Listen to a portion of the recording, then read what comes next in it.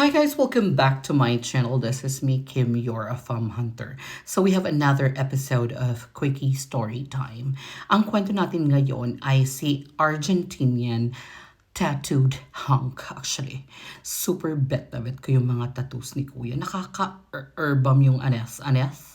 Emerald na pag maraming tattoo yung arms tapos talagang super fit na talagang talagang maskuladong emerald.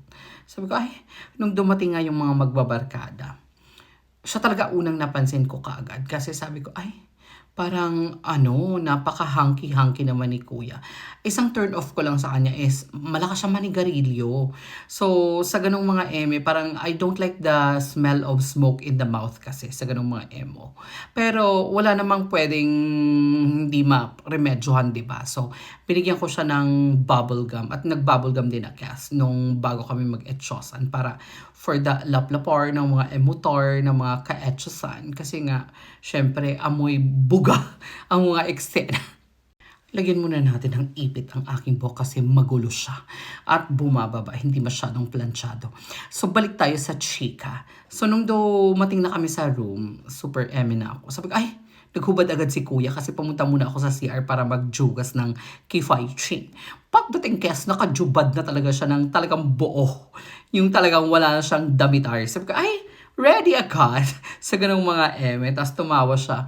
Sabi niya, I'm ready. Sabi ko, ay, ganon. Super emote na ako sa kanyang mga ganong mga kaiman. Sabi ko, ang ganda ng tattoo niya talaga sa sa arms.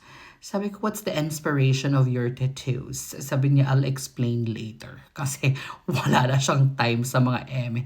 Tagli na si Kuya talaga. Ang super emote na siya. Sabi ko, ay, talap niyang lumafang ng mga Suselia Marie.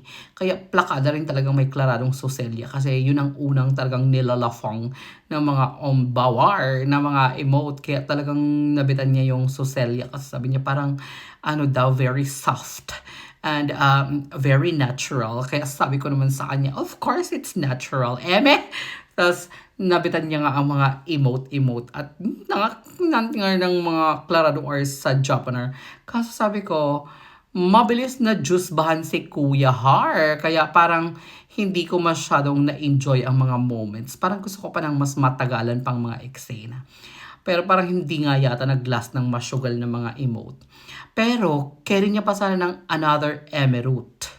Kaso nga lang, yung mga magkakaibigan, nagyayaya ng umuwi. Kasi nga, ginusbahan na din yung jiba ng mga emote dun sa mga kaibigan orkes. Kaya, umimote na sila ng largada at may mga work pa daw sila kinabukasan. Sabi ko, ay, no, very wrong. Dapat may nyekan around door para mas klarado are. Pero wala tayong magagawa, Mari. Ganun talaga ang mga eksena sa Japan.